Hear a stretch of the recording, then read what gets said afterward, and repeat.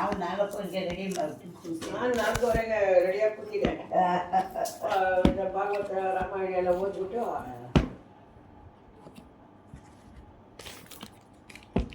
ಶೀಲ ಸಾರ ಹಾಕಿದ್ದೀನಿ ನೋಡು.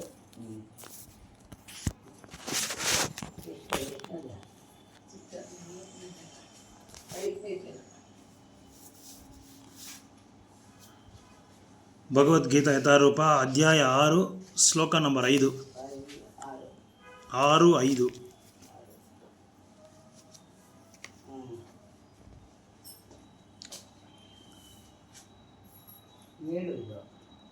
ಇಲ್ಲ ನೋಡಿ 5.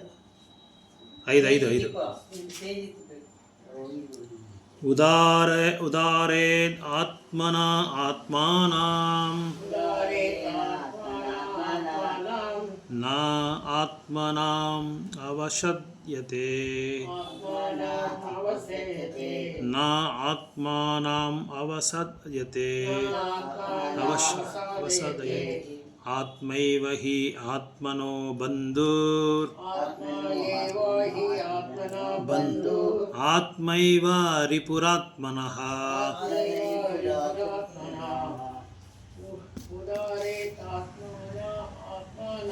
ಉದಾರೇದಾತ್ಮನ ಆತ್ಮಾನಾಂ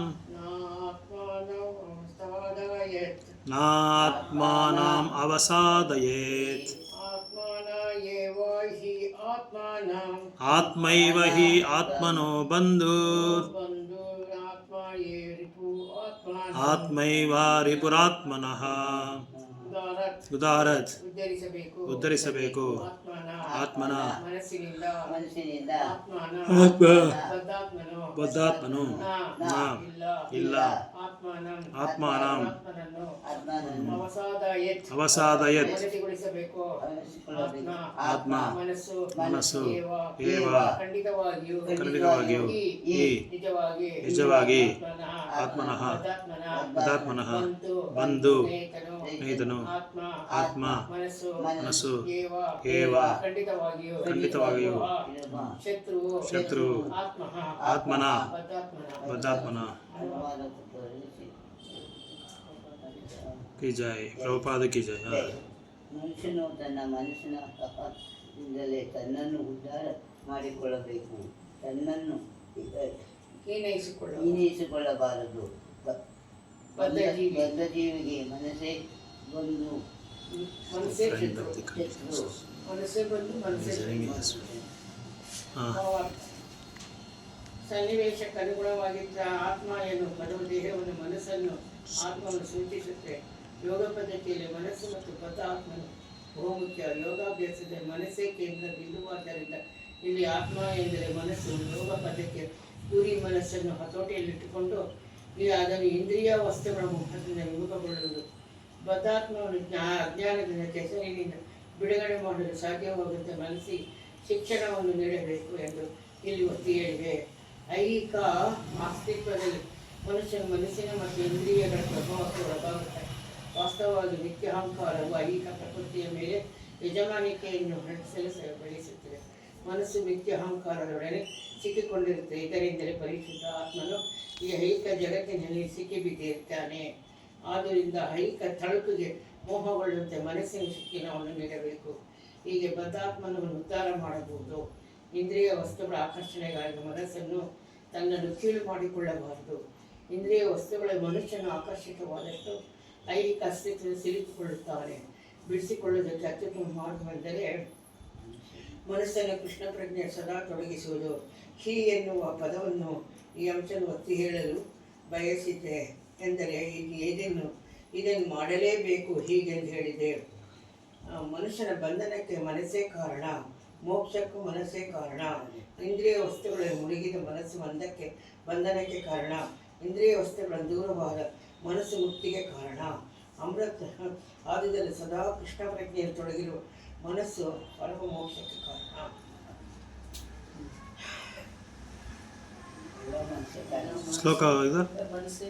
ಶ್ಲೋಕ ಓದ್ಬಿಟ್ಟ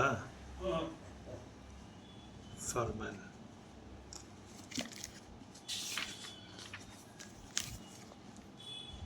One must deliver himself with the help of his mind and not degrade himself.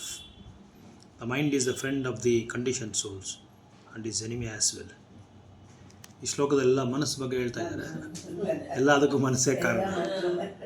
So ಮನಸ್ಸಿದ್ರೆ ಮಾರ್ಗ ಅಂತ ಹೇಳ್ತಾರಲ್ಲ, ಆ್ಯಕ್ಚುಲಾಗಿ ಏನು ಅಂದ್ಕೊಂಡ್ಬಿಟ್ಟಿದ್ದಾರೆ ಅಂದರೆ ಜನ ಮನಸ್ಸಿನ ಬಗ್ಗೆ, ಮನಸ್ಸು ಅದಕ್ಕೆ ಎರಡು ಸ್ವಭಾವ ಇದೆ ನಮ್ಮ ಮನಸ್ಸಿಗೆ. ಒಂದು ಏನಾದರೂ ಅದನ್ನು ಅಕ್ಸೆಪ್ಟ್ ಮಾಡುತ್ತೆ, ಇನ್ನೊಂದು ರಿಜೆಕ್ಟ್ ಮಾಡುತ್ತೆ. ಬೇಕು ಅಂತ ಹೇಳುತ್ತೆ, ಬೇಡ ಅಂತ ಹೇಳುತ್ತೆ. ಈಗ ಒಂದು ಪ್ರಾಜೆಕ್ಟ್ ಮಾಡ್ತಾ ಇದ್ದಾರೆ ಅಂದ್ಕೊಳ್ಳಿ, ಒಂದು ಪ್ರಾಜೆಕ್ಟು ಕಾಲೇಜಲ್ಲೋ ಸ್ಕೂಲಲ್ಲೋ ಎಲ್ಲೋ ಹೊರಗಡೆ ಎಲ್ಲೋ ಬಿಸ್ನೆಸ್ಸಲ್ಲೋ ಒಂದು ದೊಡ್ಡ ಲೇಔಟ್ ಮಾಡ್ತಾ ಇದ್ದಾರೆ. ಅದರಲ್ಲಿ 2-3 ಪಾರ್ಟ್ನರ್ ಇರ್ತಾರೆ. ಆ 3 ಪಾರ್ಟ್ನರಲ್ಲಿ ಪ್ರಾಜೆಕ್ಟ್ ಬಂದು ತುಂಬ ಕಷ್ಟ ಆಗೋಯ್ತು ಅವ್ರಿಗೆ. ಗೌರ್ಮೆಂಟ್ ಹತ್ರ ಇದು ತೊಗೊಳ್ಳೋದು, ರೆಕಗ್ನೈಸೇಷನ್ ಡಾಕ್ಯುಮೆಂಟ್ ತೊಗೊಳ್ಳೋದು, ಅಪ್ರೂವಲ್ ತೊಗೊಳ್ಳೋದು ಕಷ್ಟ ಆಗೋಯ್ತು. ಒಬ್ಬ ಮಾತ್ರ ತುಂಬ ಕಷ್ಟ ಬೀಳ್ತಾನೆ. ಅದಕ್ಕೆ ಕಷ್ಟ ಬಿದ್ದು ಅದು ಹೆಂಗಾದರೂ ಅಲ್ಲಿ ಇಲ್ಲಿ ಓಡಾಡಿ ತೊಗೊಂಡ್ಬಿಡ್ತಾನೆ. ಇವ್ರಿಬ್ಬರು ಏನಂತಂದ್ರೆ ನಾವು 3 ಕಷ್ಟ ಬಿದ್ದಿದ್ದೀರಲ್ಲಿ. ಇವನ ಮನಸ್ಸು ಹೇಳ್ತಾ ಇದೆ ಕಷ್ಟ ಬಿದ್ದರೆ ಅದು ಅವನು, ಆದರೆ ಇವರು 3 ಅವ್ನು ಬಿಡೋಕ್ಕಾಗಲ್ಲ. ಅದಕ್ಕೆ 3 ಸೇರಿಸ್ಕೊಂಡು ನಾವು 3 ಕಷ್ಟ ಬಿದ್ದಿದ್ದಕ್ಕೆ ಇದು ಆಗಿದ್ದು, ಇದ್ರೆ ಆಗ್ತಾ ಇಲ್ಲ ಅಂತ ಮನಸ್ಸು ಹೇಳುತ್ತೆ.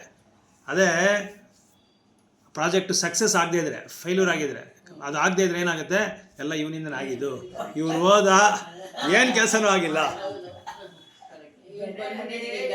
ಇವನು ಬಂದಿದ್ದಕ್ಕೆ ಹಿಂಗಾಯ್ತು.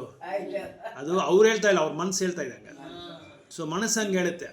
ಮನಸ್ಸು ನಮಗೆ ಸೌಕರ್ಯವಾಗಿ, ನಮಗೆ ಲಾಭಕರವಾಗಿದ್ದರೆ ನನಗೆ ಹೆಸರು, ನಾನೇ ಮಾಡಿರೋದು. ನಷ್ಟ, ಲಾಸು, ಜಗಳ, ಗಲಾಟೆ ಆದರೆ ಎಲ್ಲ ಅವ್ನು ಬಿಟ್ಟ. ಪಕ್ಕದಲ್ಲಿ ಯಾರಿದ್ರು ಅವನ ಮೇಲೆ ಹೇಳ್ಬಿಡೋದು, ಇವನೇ ಮಾಡಿದ್ದು. ಇವಾಗ ಒಂದು ಸ್ಟೂಡೆಂಟ್ಸು ಒಂದು ಸ್ಕೂಲಲ್ಲಿ, ಒಂದು ಕಾಲೇಜಲ್ಲಿ ಸ್ಟೂಡೆಂಟು ಒಂದು ಪ್ರೋಗ್ರಾಮ್ ಮಾಡಬೇಕು, ಏನೋ ಒಂದು ಪ್ರೋಗ್ರಾಮ್, ಪ್ರಾಕ್ಟಿಕಲ್ ಏನೋ ಒಂದು ಪ್ರೋಗ್ರಾಮ್ ಮಾಡಬೇಕು. ಏನು ಪ್ರೋಗ್ರಾಮ್ ಅಂದರೆ ಯಾರೋ ಗೆಸ್ಟ್ ಬರ್ತಾರೆ, ಅದ್ರ ಬಗ್ಗೆ ಲೆಕ್ಚರ್ ಕೊಡ್ತಾರೆ, ಅದಕ್ಕೆಲ್ಲ ಅರೇಂಜ್ ಮಾಡಬೇಕು. ಅದಕ್ಕೆ ಏನು ಫೆಸಿಲಿಟಿ ಇರಲ್ಲ, ಯಾರು ಮುಂದೆ ಬರಲ್ಲ. ಒಬ್ಬ ಲೀಡ್ರ್ ಮಾತ್ರ ಚೆನ್ನಾಗಿ ಎಲ್ಲ ರೆಡಿ ಮಾಡ್ಕೊಂಡು ಅವನೇ ಕಷ್ಟ ಬಿದ್ದು ಮಾಡ್ತಾನೆ. ಮಾಡಿದ್ಮೇಲೆ ಇದೆಲ್ಲ ಪ್ರೋಗ್ರಾಮ್ ಎಲ್ಲ ಆದಮೇಲೆ ಕ್ಲಾಸ್ ಟೀಚರ್ ಕರೆದ್ಬಿಟ್ಟು ಇವನು ಹೋಗೋಕೆ ಮುಂದೆನೇ ಅವನ ಜೊತೆ ಇಬ್ರು ಇರ್ತಾರಲ್ಲ 4-5 ಜನ, ಅವ್ರು ಹೋಗಿ ಮೇಡಮ್ ಸರ್ ನಾಂದ ಇದೆಲ್ಲ ಮಾಡಿದ್ದು, ನನ್ನಿಂದನೇ ಇದು ಪ್ರೋಗ್ರಾಮ್ ಸಕ್ಸಸ್ ಆಗಿದ್ದು ಅಂತ ಅವ್ರು ಮಾಡ್ತಾರೆ. ಇನ್ನೊಂದು ಸಲ ನೆಕ್ಸ್ಟ್ ಒಂದು ಪ್ರೋಗ್ರಾಮ್ ಬರುತ್ತೆ, ಇನ್ನೊಬ್ಬರು ಗೆಸ್ಟ್ ಲೆಕ್ಚರ್ ಬರ್ತಾರೆ. ಆವಾಗ ಯಾರು ಏನು ಇದು ಕೆಲಸ ಆರ್ಗನೈಸ್ ಮಾಡಿಲ್ಲ, ಸರಿಯಾಗಿ ಅದನ್ನು ಪ್ರಾಪರಾಗಿ ಮ್ಯಾನೇಜ್ ಮಾಡಿಲ್ಲ. ಅವಾಗ ಕ್ಲಾಸ್ ಟೀಚರ್ ಬಂದು ಬೈತಾರೆ. ಅವಾಗ ಏನು ಮಾಡ್ತಾರೆ, ಇವ್ನು ಮಾಡಿದ್ನಲ್ಲ ಮುಂದೆ, ಅವ್ನ ಮುಂದೆ ತೋರಿಸ್ಬಿಡ್ತಾರೆ, ಇವನೇ ಮಾಡಿದ್ದು ಅಂತ ಹೇಳ್ಬಿಟ್ಟು. ಇವನಿಂದನೇ ಆಗಿದ್ದು, ಇವನೇ ಸರಿಯಾಗಿ ಆರ್ಗನೈಸ್ ಮಾಡಿಲ್ಲ, ತುಂಬ ಬೇಜವಾಬ್ದಾರಿಯಾಗಿದ್ಬಿಟ್ಟ. ಆ ಥರ ಮನಸ್ಸು ಯಾರಿಗೆ ಚಂಚಲ ಒಂದು ಕೆಲವನ್ನ ಅದು ಹಂಗೆ ರಿಸೀವ್ ಮಾಡುತ್ತೆ, ಸ್ವೀಕಾರ ಮಾಡುತ್ತೆ, ಕೆಲವನ್ನ ಸ್ವೀಕಾರ ಮಾಡಲ್ಲ. ಅದು ಯಾವುದ್ರ ಮೇಲೆ ಡಿಪೆಂಡ್ ಆಗಿರ್ತದೆ ಅಂದರೆ, ನಮಗೆ ಸೌಕರ್ಯವಾಗಿದೆಯಾ, ನಮಗೆ ಲಾಭವಾಗಿದೆಯಾ, ನಮಗೇನಾದರೂ ತೊಂದರೆ ಇಲ್ಲದ್ರೆ ಇದೆಯಾ, ಅವಾಗ ಸ್ವೀಕಾರ ಮಾಡುತ್ತೆ. ನಮಗೆ ತೊಂದರೆ, ನಮಗೇನಾದರೂ ಪ್ರಾಬ್ಲಮ್ ಇದೆ, ನಮ್ಗೆ ನಷ್ಟ ಅದರಿಂದ ನಮಗೆ ಸಮಸ್ಯೆ ಬರುತ್ತೆ ಅಂದರೆ ಬೇಡಪ್ಪ ಅನಿಸ್ಬಿಡುತ್ತೆ. ಇದು ಸ್ವಭಾವ, ಮನಸ್ಸು ಸ್ವಭಾವ ಇದೆ. ಅದಕ್ಕೆ ಮನಸ್ಸಿಗೆ ಮೇಲೆ ಇರೋದು ಬಂದು ಬುದ್ಧಿ. ಅದಕ್ಕೆ ಬುದ್ಧಿನ ಸರಿಪಡಿಸ್ಕೋಬೇಕು ನಾವು. ಬುದ್ಧಿ ಯಾಕಂದರೆ 5 ಇಂದ್ರಿಯಗಳಿದೆಯಲ್ಲ, 2 ಕಣ್ಣು, ಮೂಗು, ಕಿವಿ, ನಾಲಿಗೆ, ಚರ್ಮ. ಈ 5 ಇಂದ್ರಿಯಗಳಿಗೆ ಮಾಸ್ಟರ್ ಯಾರು ಅಂದರೆ ಮನಸ್ಸು ಬಂದು ಇಂದ್ರಿಯನ ಕಂಟ್ರೋಲ್ ಮಾಡೋದು. ಈ ಮನಸ್ಸನ್ನು ಕಂಟ್ರೋಲ್ ಮಾಡೋದು ಯಾರಂದರೆ ಬುದ್ಧಿ. ಈ 3 ಎಲ್ಲಿದೆ ಅಂದರೆ ಆತ್ಮ ಹತ್ರ ಇದೆ. ಆತ್ಮ ಅಂದರೆ ನಾವು. ಇದು ಸಟಲ್ ಬಾಡಿ, ಗ್ರಾಸ್ ಬಾಡಿ. ಇದು ಗ್ರಾಸ್ ಬಾಡಿ ಅಂದರೆ ಮೇಲೆ ಇರೋದೆಲ್ಲ ಗ್ರಾಸ್ ಬಾಡಿ. ಒಳಗಡೆ ಸಟಲ್ ಬಾಡಿ ಅಂದರೆ ಸೂಕ್ಷ್ಮ ದೇಹ. ಇದು ಸ್ಥೂಲ ದೇಹ. ಇದು ಕಣ್ಣು, ಕಾಲು, ಕೈ, ಇದೆಲ್ಲ ಸ್ಥೂಲ ದೇಹ. ಸೂಕ್ಷ್ಮ ದೇಹ ಏನು ಅಂದರೆ ಮನಸ್ಸು, ಬುದ್ಧಿ, ಅಹಂಕಾರ, ಫಾಲ್ಸ್ ಈಗೋ. ಈ 3 ಸೇರಿದ್ರೆ ಸೂಕ್ಷ್ಮ ದೇಹ ನೋಡೋಕ್ಕಾಗಲ್ಲ, ಅನುಭವಿಸ್ಬೋದು, ನೋಡೋಕ್ಕಾಗಲ್ಲ. ಮನಸ್ಸು ನೋಡೋಕ್ಕಾಗತ್ತಾ? ಆಗಲ್ಲ. ಮನಸ್ಸು ಬುದ್ಧಿ ನೋಡೋಕ್ಕಾಗತ್ತಾ? ಬುದ್ಧಿ ಬಂದು ಉಪಯೋಗಿಸ್ಬೋದು. ಅಹಂಕಾರ ಬಂದು ನಾವು ನಮ್ಮ ನಡವಳಿಕೆಯಲ್ಲಿ ಅಹಂಕಾರ ಬೀಳ್ಬೋದು, ಅಹಂಕಾರ ಬೀಳದೇ ಇರ್ಬೋದು. ಆ ಥರ ಫಾಲ್ಸ್ ಈಗೋ, ರಿಯಲ್ ಈಗೋ 2 ಐತೆ. ಫಾಲ್ಸ್ ಈಗೋ ಅಂದರೆ ಕೆಟ್ಟ ಅಹಂಕಾರ, ಪೋಲಿ ಅಹಂಕಾರ. ಅದಕ್ಕೆ ಪೋಲಿ ಅಹಂಕಾರ ಏನಂದರೆ ನಾನು ಈ ದೇಹ ಅಂತ ಹೇಳಿದ್ರೆ ಪೋಲಿ ಅಹಂಕಾರ. ನಿಜವಾದ ಅಹಂಕಾರನೂ ಐತೆ. ನಿಜವಾದ ಅಹಂಕಾರ ಏನಂದರೆ ನಾನು ಈ ದೇಹ ಅಲ್ಲ, ನಾನು ಭಗವಂತನಿಗೆ ದಾಸ. ಅದು ನಿಜವಾದ ಅಹಂಕಾರ, ರಿಯಲ್ ಈಗೋ. ಅದರಲ್ಲಿ 2 ಅಹಂಕಾರ ಇದೆ. ನಿಜವಾದ ಅಹಂಕಾರ ಭಗವಂತನಿಗೆ ನಾನು ದಾಸ. ಕೆಟ್ಟ ಅದಕ್ಕೆ ವಿರುದ್ಧವಾದ ಅಹಂಕಾರ ಬಂದು, ಆಪೋಸಿಟ್ ಅಹಂಕಾರ ಬಂದು, ನಾನು ಈ ದೇಹ ಅಂತ, ನಾನು ದೊಡ್ಡ ಶ್ರೀಮಂತ, ನನಗಿಂತ ಮೇಲೆ ಯಾರಿಲ್ಲ, ನಾನೇ ಬಾಸು, ನಾನು ಹಿಂಗೆ ಮಾಡೋದು, ನಾನು ಹೇಳ್ದಂಗೆ ನೀವೆಲ್ಲ ಕೇಳಬೇಕು, ಅದು ಅಹಂಕಾರ. ಆಮೇಲೆ ನಾನು ಇಂಡಿಯನ್ನು, ನಾನು ಭಾರತ ದೇಶದವನು, ಆಮೇಲೆ ನಾನು ತಮಿಳಿಯನು, ನಾನು ಕನ್ನಡಿಗ, ನಾನು ತೆಲುಗು, ನಾನು ಹಿಂದಿ. ಅಥಾರಿಟಿ ಅಲ್ಲ, ನಾನು ಇಂಥವನು ಅಂತ ತಿಳ್ಕೊಳ್ಳೋದು, ಆಮೇಲೆ ಕಂಟ್ರೋಲ್ ಮಾಡೋದು, ನೀನು ಹೇಳ್ದಂಗೆ ಕಂಟ್ರೋಲ್ ಮಾಡೋದು, ನಾನು ಹಿಂಗೆ ನಾನು ಹೇಳ್ದಂಗೆ ನೀವು ಕೇಳಬೇಕು, ಇದೆಲ್ಲ ಅಹಂಕಾರ. ಅಹಂಕಾರ ಅಂದರೆ ನಾನು ಯಾಕೆ ನೀನು ಹೇಳ್ದಂಗೆ ಕೇಳಬೇಕು, ನಾನು ಹೇಳ್ದಂಗೆ ನೀನು ಕೇಳು, ಅದನ್ನು ಅಹಂಕಾರ ಅಂತ ಹೇಳೋದು. ಸೊ ಅದಕ್ಕೆ ಈ ಮನಸ್ಸಿನಲ್ಲಿ ಈ ಯೋಗ ಸಿಸ್ಟಮ್ ಏನು ಮಾಡುತ್ತೆ, mind and the conditions are especially important. Since the mind is central point of yoga practice, atma refers here to the mind. The purpose of yoga system is to control the mind and to draw it away from the attachment to sense objects. So yoga ಏನಕ್ಕೆ ಮಾಡೋದು, ಯೋಗ ಸ್ಥಿತಿ ಹಿಂಗೆ ಕೂತ್ಕೊಂಡು ಹಿಂಗೆ ಧ್ಯಾನ ಮಾಡ್ಕೊಂಡು ನಾವು ಶ್ವಾಸನ exercise ಮಾಡ್ತೀವಿ. ಶ್ವಾಸ ಎಳ್ಕೊಂಡು ಅದನ್ನು ಸ್ವಲ್ಪ ಎಷ್ಟೊತ್ತಾಗುತ್ತೋ ಅಷ್ಟು ಇಟ್ಕೊಂಡು ಮತ್ತೆ ಅದನ್ನು ಬಿಡ್ತೀರಿ, ಬ್ರೀತ್ ಇನ್ ಬ್ರೀತ್ ಔಟ್. ಇದೆಲ್ಲ ಏನಕ್ಕೆ ಮಾಡೋದಂದರೆ ಮನಸ್ಸನ್ನ ಕಂಟ್ರೋಲ್ ಮಾಡೋಕ್ಕೆ, ಇದೆಲ್ಲ ಮಾಡ್ತಾ ಇರೋದು. ಸೊ ಅದಕ್ಕೆ ನಮ್ಮ ಸೆನ್ಸಸ್, ನಮ್ಮ ಇಂದ್ರಿಯಗಳನ್ನ ನಾವೇನು ಮಾಡಬೇಕು, ಅದನ್ನು ಎಳ್ಕೊಂಡು ಯಾವಾಗ ಎಲ್ಲಿ ಯೂಸ್ ಮಾಡಬೇಕೋ ಉಪಯೋಗ ಮಾಡಬೇಕು, ಅಲ್ಲಿ ಉಪಯೋಗ ಮಾಡ್ಕೋಬೇಕು ನಮ್ಮ ಇಂದ್ರಿಯಗಳನ್ನ, ನಮ್ಮ ಕಣ್ಣನ್ನ, ನಮ್ಮ ಕಿವಿನ. ಈಗ ಲೈಟ್ ಹುಳ ಅಂತ ಹೇಳ್ತಾರೆ, ಮಳೆ ಬಂದ್ಬಿಟ್ರೆ ಲೈಟ್ ಹುಳ ಬರುತ್ತೆ, ಅದೇನು ಮಾಡುತ್ತೆ, ಆ ಲೈಟಿಗೆ ಆಕರ್ಷಣೆ ಆಗಿ ಸೀದಾ ಲೈಟ್ ಹತ್ರ ಹೋಗ್ಬಿಟ್ಟು ಸುಟ್ಟೋಗ್ಬಿಡುತ್ತೆ. ಅದು ಯಾಕಂದರೆ ಬಿಸಿ ಇರುತ್ತಲ್ಲ ಲೈಟ್, ಅದಕ್ಕೆ ಕಣ್ಣೇ ಕಾರಣ. ಕಣ್ಣೇನು ಮಾಡುತ್ತೆ, ಇದು ಲೈಟು ಚೆನ್ನಾಗಿದೆ, ಇದು ಪ್ರಕಾಶವಾಗಿದೆ, ಅಲ್ಲೋಗಿ ನೋಡೋಣ ಅಂತ ಕಣ್ಣು ಹೇಳ್ತದೆ. ಬುದ್ಧಿ ಬಂದು ಮನಸ್ಸಿಗೆ ಹೇಳ್ತದೆ, ಮನಸ್ಸು ಬಂದು ಇಂದ್ರಿಯಗಳಿಗೆ ಹೇಳುತ್ತೆ. ಆಮೇಲೆ ಕೈ ಕಾಲು ಏನು ಮಾಡುತ್ತೆ, ಆ ಕಡೆ ಅಲ್ಲೋಗುತ್ತೆ, ಅಲ್ಲೋಗಿ ಸೀದಾ ಅಲ್ಲೋಗಿ ಏನಾಗುತ್ತೆ, ಚೆನ್ನಾಗಿದೆ ಅಂತ ಅದ್ರ ಮೇಲೆ ಕೂತ್ಕೊಳುತ್ತೆ, ಆಮೇಲೆ ದೇಹ ಬಿದ್ದೋಗ್ಬಿಡುತ್ತೆ, ಸುಟ್ಟೋಗ್ಬಿಡ್ತದೆ. ಈ ಥರ ಒಂದೊಂದು ಇಂದ್ರಿಯಗಳೂ ನಾವೇನು ಮಾಡಬೇಕು, ಕಣ್ಣಿಟ್ಕೊಂಡು ನಾವೇನು ಮಾಡಬೇಕು, ಶಾಸ್ತ್ರಗಳನ್ನ ಓದಬೇಕು, ಭಗವಂತನ ಪಾದ ನೋಡಬೇಕು. ಕಣ್ಣು ಕೊಟ್ಟರೆ ಅದಕ್ಕೆ ಭಗವಂತ. ಕಿವಿ ಏನು ಮಾಡುತ್ತೆ ಅಂದರೆ, ಈಗ ಕಾಡಲ್ಲಿ ಬೇಟೆಗಾರನ ಏನು ಮಾಡ್ತಾನೆ, ಆಟ ಆಡ್ಕೊಂಡು ಹೋಗ್ತಾ ಇರ್ತಾನೆ.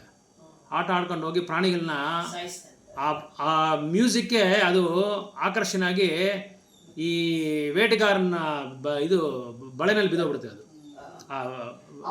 ನೆಟ್ಟಲ್ಲಿ ಬಿದ್ದೋಗ್ಬಿಡ್ತದೆ. ಅದಕ್ಕೇನು ಬಳತಾನೆ ಹೇಳೋದು ಬಳೆಯಲ್ಲಿ ಬಿದ್ದೋಗ್ಬಿಡುತ್ತೆ. ಆ ಬಳೆಯಲ್ಲಿ ಬಿದ್ದೋಗ್ಬಿಡುತ್ತೆ. ಯಾಕಂದರೆ ಅದಕ್ಕೆ ಇಂಪಾಗಿರುತ್ತೆ ಕೇಳೋಕ್ಕೆ. ಇಂಪಾಗಿದೆ ಅಂತ ಹೇಳ್ಬಿಟ್ಟು ಈ ಜಿಂಕೆ ಏನಾಗುತ್ತೆ, ಚಕ್ ಅಂತ ಅವನ ಬಳೆಯಲ್ಲಿ ಬಿದ್ದೋಗ್ಬಿಡುತ್ತೆ. ಆವಾಗ ಅದಕ್ಕೆ ಕಿವಿ ಕೊಟ್ಟಿರೋದು ಏನಕ್ಕೆ ಅಂದರೆ, ಭಗವಂತನ ನಾಮ ಹೇಳಿ ಕೇಳಬೇಕು, ಆಮೇಲೆ ಭಗವಂತನ ಶ್ರವಣ ಮಾಡಬೇಕು, ಭಾಗವತಂ ಶ್ರವಣ ಮಾಡಬೇಕು, ಭಗವದ್ಗೀತಾ ಶ್ರವಣ ಮಾಡಬೇಕು, ಪರೀಕ್ಷಿತ್ ಮಹಾರಾಜ್ ಥರ ನಾವು ಶ್ರವಣ ಮಾಡಬೇಕು. ಇನ್ನೊಂದು, ಆಮೇಲೆ ಕಣ್ಣಾಯಿತು, ಕಿವಿ ಆಯಿತು, ನಾಲಿಗೆ ಕೊಟ್ಟಿರೋದು ಏನಕ್ಕೆ, ಭಗವಂತ ಪ್ರಸಾದ ತಿನ್ನಬೇಕು, ಭಗವಂತನ ನಾಮ ಹೇಳಬೇಕು. ಅದನ್ನ ಬಿಟ್ಬಿಟ್ಟು ನಾವು ಭಗವಂತನಿಗೆ ಅದೇ ಆಫರ್ ಮಾಡಿ ಪ್ರಸಾದ ತಿನ್ಬೇಕು, ಅದಕ್ಕೆ ನಾವೇ ಕೊಟ್ಟರು. ಭಗವಂತನಕ್ಕೆ ಗುಣಗಾನ ಮಾಡಬೇಕು, ಭಗವಂತನ ಪ್ರಸಾದ ತಗೋಬೇಕು, ಕೀರ್ತನೆ ಮಾಡಬೇಕು. ಗುಣಗಾನ ಅಂದರೆ ಅದೇ ಕೀರ್ತನೆ ಮಾಡೋದು. ಕೀರ್ತನೆ ಆಗ್ಬೋದು, ಭಾಗವತನೂ ಆಗ್ಬೋದು, ಯಾವುದು ಭಗವಂತನ ಕೀರ್ತನೆ ಮಾಡ್ಕೊಂಡಿರ್ಬೇಕು, ಅದಕ್ಕೆ ನಾಲಿಗೆ ಕೊಟ್ಟಿರೋದು. ಸೊ ಅದನ್ನು ಬಿಟ್ಟು ನಾವೇನು ಮಾಡ್ತೀರಿ, ನಾಲಿಗೆ ಚಪಲಕ್ಕೆ ಏನೇನು ಬೇಕೋ ಎಲ್ಲ ತಿಂತಾ ಇರ್ತೀರಿ. ಭಗವಂತನ ನೈವೇದ್ಯ ಮಾಡ್ತೀರಾ, ಯಾವ್ದಾದ್ರು ಬೇಕೋ ಎಲ್ಲ ತಿಂತಾ ಇರ್ತೀರಿ. ನಾಲಿಗೆ ಚಪಲ, ಅದು ಕಂಟ್ರೋಲ್ ಮಾಡೋಕ್ಕಾಗಲ್ಲ. ನಾಲಿಗೆಯನ್ನು ಕಂಟ್ರೋಲ್ ಮಾಡಿಬಿಟ್ರೆ ಎಲ್ಲ ಕಂಟ್ರೋಲ್ ಮಾಡ್ಬೋದು ಅಂತ ಹೇಳ್ತಾರೆ ರೂಪ ಗೋಸ್ವಾಮಿ. ಭಕ್ತಿ ರಸಾಮೃತ ಸಿಂಧಿದ್ರೆ ಉಪದೇಶಾಮೃತಲ್ಲಿ ಯಾರೊಬ್ಬರು ನಾಲ್ಗೆನ ಕಂಟ್ರೋಲ್ ಮಾಡ್ತಾರೋ, ಅದಕ್ಕೆ ನಾಲ್ಗೆ ಕಂಟ್ರೋಲ್ ಮಾಡಬೇಕಂದ್ರೆ ಪ್ರಸಾದ ಸ್ವಲ್ಪ ತೊಗೋಬೇಕು. ಪ್ರಸಾದ ಅಂತ ಹೇಳ್ಬಿಟ್ಟು ಅದು ಜಾಸ್ತಿ ತೊಗೋಬಾರ್ದು, ಅದು ಸ್ವಲ್ಪ ತೊಗೋಬೇಕು. ಎಷ್ಟು ಬೇಕೋ ಅಷ್ಟು ತೊಗೋಬೇಕು. 50% ಆಹಾರ, 50% ನೀರು, 25% ನೀರು, 25% ಗಾಳಿ. ಫುಲ್ ತೊಗೋಬಾರ್ದು ಅಂತ ಹೇಳ್ತಾರೆ, ಸ್ವಲ್ಪ ತೊಗೋಬೇಕು ಅಂತ ಹೇಳ್ತಾರೆ. ಅದನ್ನು ಆಯುರ್ವೇದದಲ್ಲಿ ಹೇಳ್ತಾರೆ. ಎಷ್ಟು ಬೇಕೋ ಅಷ್ಟು ತೊಗೋಬೇಕು.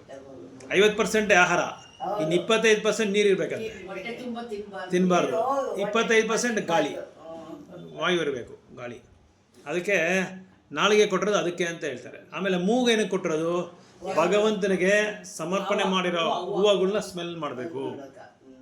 ಆಮೇಲೆ ಭಗವಂತನಿಗೆ ಧೂಪ ಅರ್ಪಣೆ ಮಾಡ್ತೀರಿ, ಆ ಸ್ಮೆಲ್ನ ಶ್ವಾಸ ಮಾಡ್ಕೋಬೇಕು. ಅದಕ್ಕೆ ಮೂಗು ಕೊಟ್ಟಿರೋದು. ಬೇರೆದಕ್ಕೆ ನೀವು ಬಳಸಬಾರ್ದು ಅಂತ ಹೇಳ್ತಾರೆ. ಈ ಪ್ರಾಣಿಗಳೆಲ್ಲ ಏನು ಮಾಡ್ತಾರೆ, ಇದು ಕಾಡಲ್ಲಿ ಆನೆಗಳನ್ನ ಹಿಡಿಬೇಕು ಅಂತ ಹೇಳಿದ್ರೆ ಬೇಟೆಗಾರ ಏನು ಮಾಡ್ತಾರೆ, ಆನೆ ಕರ್ಕೊಂಡೋಗೋ ಜಾಗದಲ್ಲಿ ಮೊದಲೇ ಒಂದು ಹಲ್ಲ ತೊಗೊಡ್ಬಿಡ್ತಾರೆ, ಹಲ್ಲ ಅಗದ್ಬಿಡ್ತಾರೆ. ಹಲ್ಲ ಅಗದ್ಬಿಟ್ಟು ಹೆಂಗಸು ಆನೆನ ಮುಂದೆ ಕರ್ಕೊಂಡು ಹೋಗ್ತಾರೆ. ಅವಾಗ ಏನಾಗುತ್ತೆ, ಗಂಡಸ ಆನೆ ಅದು ಹಿಂದ್ಗಡೆನೇ ಬರುತ್ತೆ, ಹೆಂಗ್ಸ ಆನೆನ ಅದನ್ನ ತಪ್ಪಿಸ್ಬಿಡ್ತಾರೆ. ಗಂಡಸ ಆನೆ ಏನು ಮಾಡುತ್ತೆ, ಹಿಂದ್ಗಡೆ ಹೋಗ್ತಾ ಇದೆ ಅಂತ ಹೇಳ್ಬಿಟ್ಟು ಕರೆಕ್ಟಾಗಿ ಹಳ್ಳದಲ್ಲಿ ಬಿದ್ದು ಬಿಡ್ತದೆ. ಅವಾಗ ಚಕ್ಕಂದು ಹಿಡಿದ್ಬಿಡ್ತಾರೆ ಅದನ್ನು, ಆನೆ ಹಿಡಿಯೋದು ಹಿಂಗೆ. ಆನೆ ಏನು ಮಾಡುತ್ತೆ, ಆ ಸ್ಮೆಲ್ ಮಾಡ್ಕೊಂಡೇ ಹೋಗುತ್ತೆ ಅದು. ಇದಕ್ಕೆಲ್ಲ ಸ್ಮೆಲ್. ಈಗ ಮಕ್ಕಳಿಗೆ ಕೂಡ, ಎಳೆ ಮಕ್ಕಳಿಗೆ 1 ತಿಂಗಳು 1.5 ತಿಂಗಳು 3 ತಿಂಗಳಾಗೋವರೆಗೂ ಮಕ್ಳಿಗೆ ಕಣ್ಣು ಗೊತ್ತಾಗಲ್ಲ ಸರಿಯಾಗಿ, ದೃಷ್ಟಿ ಗೊತ್ತಾಗಲ್ಲ. 3 ತಿಂಗಳಾದ್ಮೇಲೆ ದೃಷ್ಟಿ ಗೊತ್ತಾಗೋದು. ಹಾಂ, ಅವ್ರಿಗೆ ಕಿವಿ ಮಾತ್ರ ಕೇಳಿಸ್ತದೆ ಅಷ್ಟೇ, ಕಣ್ಣು ಕಾಣಿಸಲ್ಲ. ಕಣ್ಣು ಕಾಣಿಸ್ತದೆ 25% ಕಾಣಿಸ್ತದಂತೆ. ಚೆನ್ನಾಗಿ ಬೆಳೆದ ಮೇಲೆ ಆಮೇಲೆ ಕಣ್ಣು ಕಾಣಿಸ್ತದೆ. 3 ತಿಂಗಳಾದ್ಮೇಲೆ ಕಣ್ಣು ಸ್ವಲ್ಪ ಒಂದು 60% 70% ಕಾಣ್ತದೆ. ಅವಾಗ ಒಂದೊಂದು ಬೆಳೀತದೆ. ಅದು ಸ್ಮೆಲ್ ನೋಡ್ದೆ ಅದನ್ನು ತಾಯಿ ಇದು ಇದಿರುತ್ತಲ್ಲ, ಆ ತಾಯಿ ಸ್ಮೆಲ್ಲು, ಆ ದೇಹದ ಸ್ಮೆಲ್ಲು, ತಾಯಿ ಹಾಲು ಕುಡಿದಲ್ಲ, ಆ ತಾಯಿ ಸ್ಮೆಲ್ ನೋಡ್ಕೊಂಡು ಅದು ಕಣ್ಣು ಹಿಡಿತದೆ. ಅದು ನಾಯಿಗಳು ಹಂಗೆ, ನಾಯಿ ಮೈನ್ ಸ್ಮೆಲ್ಲೇ. ಅದಕ್ಕೆ ಭಗವಂತ ಕೊಟ್ಟಿರೋದೇ ಅದಕ್ಕೆ ನಾಯಿಗೆ ಬಂದು ಸ್ಮೆಲ್ಲೇ. ಆ ಸ್ಮೆಲ್ ಇಟ್ಕೊಂಡೆ ಕಳ್ಳರನ್ನ ಕಂಡಿಡಿದೆ. ಕಳ್ಳರ ಎಲ್ಲೆಲ್ಲ ಬಂದಿದೆ ಅಂತ ಗೊತ್ತಾಗ್ಬಿಡುತ್ತೆ ಅದಕ್ಕೆ. ಹಾಂ ಹೌದು, ಆ ಥರ ನಾಯಿಗೆ ಮೈನ್ ಸ್ಮೆಲ್ಲೇ. ಇನ್ನೊಂದು ಪಕ್ಷಿ ಒಂದು ಐತೆ, ಇದು ಈ ಗರುಡ ಥರ ಪಕ್ಷಿಗಳು, ಅವೆಲ್ಲ ಕಣ್ಣು ತುಂಬ ಶಾರ್ಪ್. ಅದಕ್ಕೆ ಮೇಲೆ ಹಾರ್ಕೊಂಡು ಹೋಗ್ತಾ ಇರುತ್ತೆ. ಕೆಳಗಡೆ ಏನೋ ಒಂದು ನರಿನೋ ಗಿರಿನೋ ಏನೋ ಪ್ರಾಣಿ ಸತ್ತೋಗ್ಬಿಟ್ಟಿದ್ರೆ ಎಷ್ಟೋ ಕಿಲೋಮೀಟರ್ ದೂರ ಇದ್ರೆ ಕೂಡ ಕರೆಕ್ಟಾಗಿ ಡೆಡ್ ಬಾಡಿ ಹತ್ರ ಬಂದ್ಬಿಡುತ್ತೆ, ಆ ದೇಹದ ಹತ್ರ ಬಂದ್ಬಿಡುತ್ತೆ. ಅದು ಕೂತು ತಿನ್ನೋದಕ್ಕೆ ಅಷ್ಟು ಶಾರ್ಪ್ ಕಣ್ಣುಗಳು ಕೊಟ್ಟಿರ್ತಾರೆ. ಹಾಂ, ಗರುಡ. ಆ ಥರ ಕಣ್ಣಾಯಿತು, ಮೂಗಾಯಿತು, ಕಿವಿ ಆಯಿತು. ಚರ್ಮ ಬಂದು ಏನು ಮಾಡ್ಬೇಕಂದ್ರೆ ತುಳಸಿನ ಮುಟ್ಕೋಬೇಕಂದ್ರೆ, ಆದರೆ ಉಗುರು ಟಚ್ ಮಾಡಬಾರ್ದು. ಉಗುರು ಟಚ್ ಮಾಡಿದರೆ ತುಳಸಿನ ಹಿಂಗೆ ಮುಟ್ಕೊಂಡು ನಾವು ನಮಸ್ಕಾರ ಹಾಕ್ಕೊಬೇಕು. ಆಮೇಲೆ ಪ್ರಬೋಧಿಸು ಗಂಡಸರು ಆಲಿಂಗನ ಮಾಡ್ಕೊಬೇಕು, ಹೆಂಗಸರು ಆಲಿಂಗನ ಮಾಡ್ಬೇಕು. ಯಾಕಂದರೆ ಒಂದು ಭಕ್ತರ ದೇಹ ಬಂದು ದೇವಾಲಯ ಸಮಾನ. ಯಾಕಂದರೆ ಒಳಗಡೆ ಯಾರು ಇದ್ದಾರೆ, ಪರಮಾತ್ಮ ಇದ್ದಾರೆ. ಅದಕ್ಕೆ ಇದು ದೇಹ ಬಂದು ದೇವಾಲಯ ಅಂತ ಹೇಳ್ತಾರೆ. ಅದಕ್ಕೆ ನಾವೆಲ್ಲ ಈ ದೇವಾಲಯಕ್ಕೆ ಅಲಂಕಾರ ಮಾಡ್ಕೊಳ್ಳೋದು, ತಿಲಕ ಹೆಚ್ಕೊಂಡು ಅಲಂಕಾರ ಮಾಡೋದು. ಆ ಥರ ಇಂದ್ರಿಯಗಳನ್ನ ನಿಯಂತ್ರಣ ಮಾಡ್ಕೋಬೇಕು ಅಂದರೆ, ಯಾವಾಗ ಕೃಷ್ಣನ ಸಂದೇಶ ಯಾರು ಮಾತಾಡ್ತಾರೋ, ಕೃಷ್ಣನ ಸಂದೇಶ ಯಾರು ಚರ್ಚೆ ಮಾಡ್ತಾರೋ, ಆವಾಗ ಮಾತ್ರ ನಾವು ಕಿವಿ ಕೊಡಬೇಕು. ಬೇರೆ ಟೈಮಲ್ಲಿ ನಾವು ಕಿವಿ ಕೊಡಬಾರ್ದು. ಕೃಷ್ಣನಿಗೆ ಯಾವುದು ಅನಾನುಕೂಲವಾಗಿರುತ್ತೋ, ಬೇಡದೇ ಇರೋದು ಯಾವುದಿರುತ್ತೋ, ಭಕ್ತಿಗೆ ಬೇಡದೇ ಇರೋದು ಯಾವುದಿದೆ ಅದ್ರ ಬಗ್ಗೆ ನಾವು ಕೇಳಬಾರ್ದು, ನೋಡಬಾರ್ದು, ಅದ್ರ ಬಗ್ಗೆ ಮಾತಾಡಲೂಬಾರ್ದು. ಸೊ ಈ ಥರ ಭಗವಂತ ಏನು ಮಾಡಿದ್ದಾರೆ ಅಂದರೆ, ಈ ಇಂದ್ರಿಯಗಳು ನೀವು ಕೊಟ್ಟಿರೋದು ಬಂದು ನನ್ನ ಸೇವೆಗೋಸ್ಕರ ಕೊಟ್ಟಿರೋದು, ಇದನ್ನು ಬೇರೆದಕ್ಕೋಸ್ಕರ ನೀವು ಬಳಸಬೇಡಿ ಅಂತ ಹೇಳ್ತಾ ಇದ್ದಾರೆ. It is stressed herein that the mind must be so trained that it can deliver condition soul from the mire of nescience. It is said that they are trained that it can deliver the conditioned soul from the mire of nescience. So ಈ ಮನಸ್ಸು ಒಳ್ಳೇದು ಮಾಡ್ತದೆ, ಕೆಟ್ಟದ್ದು ಮಾಡುತ್ತೆ. Maximum ಮಾಡೋದು ಕೆಟ್ಟದೇ. ಅದು mind ಹೇಳೋದೆಲ್ಲ, ಏನೇನೆಲ್ಲ ನಾವು ಕೆಟ್ಟದ್ದು ಮಾತಾಡಿರ್ತೀರೋ, ಏನೇನೆಲ್ಲ ಕೆಟ್ಟದ್ದು ನೋಡಿರ್ತೀರೋ, ಏನೆಲ್ಲ ಕೆಟ್ಟದ್ದು ಕೇಳಿದ್ದೀರೋ, ಅದನ್ನೆಲ್ಲ ನಮಗೆ ಈ ಟಿ ವಿ ಥರ ತೋರಿಸ್ತಾ ಇರುತ್ತೆ ನಮಗೆ. ನೋಡಿ, ಇದು ಮಾಡಿದ್ಯಾ ನೀನು, ಇದು ನೋಡಿದ್ಯಾ ನೀನು ಮಾಡು, ಈ ಥರ ಮಾತಾಡಿದ್ದು ನೀನು ಕೇಳಿದ್ಯಾ ನೀನು ಮಾತಾಡು, ಈ ಥರ ನೋಡಿದೆ ಈ ಥರ ನೀನು ಮಾಡು, ನಮ್ಗೆ ಹೇಳ್ಕೊಡುತ್ತೆ ಮನಸ್ಸು. ಆವಾಗ ನಾವೇನು ಮಾಡಬೇಕು, ಬುದ್ಧಿನ ಬಲಪಡಿಸ್ಕೋಬೇಕು. ಬುದ್ಧಿನ ಹೆಂಗೆ ಬಲಪಡಿಸ್ಕೋಬೇಕು? ಶಾಸ್ತ್ರಗಳಿಂದ ಓದಿ, ಅದು ಓದ್ತಾ ಏನಾಗುತ್ತೆ, ನಮ್ಮ ಹತ್ರ ಯಾವುದು ರಜೋಗುಣ, ತಮೋಗುಣ, ಸತ್ವಗುಣ ಇರೋದು ಯಾವುದು ಬರಲ್ಲ, ಶುದ್ಧ ಸತ್ವಗುಣ ಇರೋದು ಮಾತ್ರ ಬರುತ್ತೆ. ಅಂಥದನ್ನು ನಾವು ಹೋದ್ರೆ ಏನಾಗುತ್ತೆ, ಬುದ್ಧಿ ಮನಸ್ಸನ್ನ ಕಂಟ್ರೋಲ್ ಮಾಡುತ್ತೆ. ಕಂಟ್ರೋಲ್ ಮಾಡುತ್ತೆ. ಈಗ ವೃಂದಾವನಲ್ಲಿ ಒಂದು ಜಾಗ ಐತೆ, ಅದಕ್ಕೆ ಹೆಸರು ರಂಗಮಹಲ್. ನೀವೆಲ್ಲ ನೋಡಿದ್ದೀರಾ? ನಿಧಿವನ್ ಅಂತ ಹೆಸರು ಅದಕ್ಕೆ. ಅಲ್ಲಿ ರಾಸಲೀಲಾ ಡ್ಯಾನ್ಸ್ ಎಲ್ಲ ಆಡೋರೆ, ಕೃಷ್ಣ ಗೋಪಿಯರೆಲ್ಲ ಆಡಿದ್ದಾರೆ. ಆ ಜಾಗದಲ್ಲಿ ಒಂದು ದೇವಸ್ಥಾನ ಐತೆ, ರಂಗಮಹಲ್ ಅಂತ ಒಂದು ದೇವಸ್ಥಾನ ಇದೆ. ಆ ದೇವಸ್ಥಾನದಲ್ಲಿ 365 ದಿನಾನೂ ಜನ ತುಂಬಿ ತುಳ್ಕಾಡ್ತಾ ಇರ್ತಾರೆ. ಇವಾಗ್ಲೂ ಜನ್ಮಾಷ್ಟಮಿ ಬಂದ್ಬಿಟ್ರೆ 1 ಕೋಟಿ ಜನ ಇರ್ತಾರೆ ಅಲ್ಲಿ ವೃಂದಾವನಲ್ಲಿ. ನೀವು ನೋಡಿದ್ರಾ? ಬೇರೆ ತುಳಸಿ ತೋಟ ಅದಲ್ಲಿ. ವೃಂದಾವನದಲ್ಲಮ್ಮ, ವೃಂದಾವನದಲ್ಲಿ ಕೃಷ್ಣ ಲೀಲೆ ಮಾಡಿರೋ ಜಾಗ ಅದು. ನಿಧಿವನ್ ಅಂತ ಕ್ಲಬ್ ಅಲ್ಲ ಅದು, ಭಕ್ತರು ಬರೋದು ನೋಡಕ್ಕೆ. ರಾಧಾಕೃಷ್ಣ ದೇವಸ್ಥಾನ ಇದೆ ಅಲ್ಲಿ. ನಿಧಿ ಅಂದ್ರೆ ಇದು ನಿಧಿ ಅಂದ್ರೆ ಅಲ್ಲಲ್ಲ, ಗಂಟು ನಿಧಿವನ ಅಂದರೆ ಇಲ್ಲಿ ಭಗವಂತನ ಲೀಲೆ ನಿಧಿ ಥರ ಐತೆ, ಟ್ರೆಷರ್ ಥರ, ಚಿನ್ನ ಬೆಳ್ಳಿ ಟ್ರೆಷರ್ ಬರುತ್ತಲ್ಲ ಆ ಥರ, ಅದನ್ನ ನಿಧಿ ಅಂತ ಹೇಳೋದು. ಏನು ನಿಧಿ ಕೊಟ್ಟೇ ಇಲ್ಲಲ್ಲಪ್ಪ ಅಂದರೆ ಫಂಡ್ಸ್ ಕೊಟ್ಟಿಲ್ಲ ಅಂತ ಅರ್ಥ. ಇಲ್ಲಿ ನಿಧಿವನ ಅಂದರೆ ಇಲ್ಲಿ ಭಗವಂತನ ಲೀಲೆಗಳು ನಿಧಿ ಥರ ಐತೆ, ದೊಡ್ಡದಾಗಿದೆ ಅಂತ ಹೆಸರು. ವನ ಅಂದರೆ ಕಾಡು, ಇದು ನಿಧಿ ತುಂಬ್ಕೊಂಡ್ಬಿಟ್ಟಿದೆ ವನ ಅಂದರೆ ಭಗವಂತನ ಲೀಲೆ ತುಂಬ್ಕೊಂಡ್ಬಿಟ್ಟಿದೆ ಇಲ್ಲಿ ಅಂತ ಅರ್ಥ ಈ ವನದಲ್ಲಿ. ಅದಕ್ಕೆ ವೃಂದಾವನದಲ್ಲಿ ಇರೋ ಥರ, ವೃಂದಾವನಕ್ಕೆ ಹೆಸರು ಏನಂದರೆ ವೃಂದಾವನ. ಯಾಕೆ ವೃಂದ ಹೆಸರು? ವೃಂದ ಅಂದರೆ ಯಾರು? ತುಳಸಿ ಮಹಾರಾಣಿ. ಇಡೀ ಪ್ರಪಂಚದಲ್ಲಿ ತುಳಸಿ ಕಾಡು, ತುಳಸಿಗೆ ಸಂಬಂಧಪಟ್ಟ ಕಾಡು ಅಂತ ಅರ್ಥ. ಅಂದರೆ ಈ ವೃಂದಾವನದಲ್ಲಿ ಎಲ್ಲಿ ನೋಡಿದ್ರು ತುಳಸಿ ಗಿಡಗಳೇ. ಅದಕ್ಕೆ ಹೆಸರು ವೃಂದಾವನ. ಯಾಕಂದರೆ ತುಳಸಿ ವೃಂದಾವನ ಕಾಪಾಡ್ದ, ರಕ್ಷಣೆ ಮಾಡ್ತದೆ. 16,108 ತುಳಸಿ ಗಿಡಗಳ ಮೇಲೆ ಇದೆ ಅಂತ ಅಲ್ಲಿ. ಯಾರು ಆ ನಿಧಿವನ ಅಂತ ಹೆಸರು ಇದೆಯಲ್ಲ, ಆ ಸ್ಥಳದಲ್ಲಿ ಯಾರು ತುಳಸಿ ಎಲೆನೇ ಕಿಲ್ಬಾರ್ದಂತೆ, ಬೇರೆ ಕಡೆ ತಗೋಬಾರ್ದು, ಅಲ್ಲಿ ಮಾತ್ರ ತಗೋಬಾರ್ದಂತೆ ಅಂಥ ಜಾಗ ಅಲ್ಲಿ. ಅಲ್ಲಿ ಪ್ರತಿದಿನ ಪುರೋಹಿತರು ಬಂದು ನೈವೇದ್ಯ ಮಾಡ್ತಾರೆ ಭಗವಂತನಿಗೆ, ರಾಧಾಕೃಷ್ಣಗೆ ಭಗವಂತನಿಗೆ ನೈವೇದ್ಯ ಮಾಡ್ತಾರೆ. ನೈವೇದ್ಯ ಮಾಡಿಬಿಟ್ಟು ರಾತ್ರಿ 7:30 ಮುಚ್ಚಿಬಿಡ್ತಾರೆ. 7:30 ಮುಚ್ಚಿಬಿಡ್ತು, ಕ್ಲೋಸ್ ಮಾಡ್ತಾರೆ. ಬಂದು 8:08 ನೋಡಿದ್ರೆ ಬೆಳ್ಳಿ ತಟ್ಟೆಯಲ್ಲಿ ಮಾಡೋದಲ್ಲಿ, ಬೆಳ್ಳಿ ತಟ್ಟೆಯಲ್ಲಿ ಮಾಡಿ ಒಂದು 7-8 ಇದು ಆಹಾರ ಭಗವಂತನ ನೈವೇದ್ಯ ಮಾಡಿಬಿಟ್ರೆ ಬೆಳಗ್ಗೆ ನೋಡಿದ್ರೆ ಆ 7-8 ಭೋಗನೂ ಇರಲ್ಲ. ಆಮೇಲೆ ಆ ಬೆಳ್ಳಿ ತಟ್ಟೆನೂ ಕ್ಲೀನಾಗಿರುತ್ತಂತೆ, ಶುದ್ಧವಾಗಿರುತ್ತಂತೆ. ಈ ಥರ ಪ್ರತಿದಿನ, ಇದು ಒಂದಿನ ಅಲ್ಲ, ಪ್ರತಿದಿನ ನಡೆಯುತ್ತಂತೆ. ಇದು ಯಾಕೆ ಹಿಂಗೆ ನಡೆಯುತ್ತೆ ಅಂದರೆ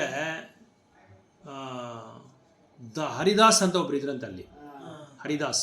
ಹರಿದಾಸ್ ಏನು ಮಾಡಿದ್ರು, ಪ್ರತಿ ಒಂದಿನ ನನಗೆ ಇದು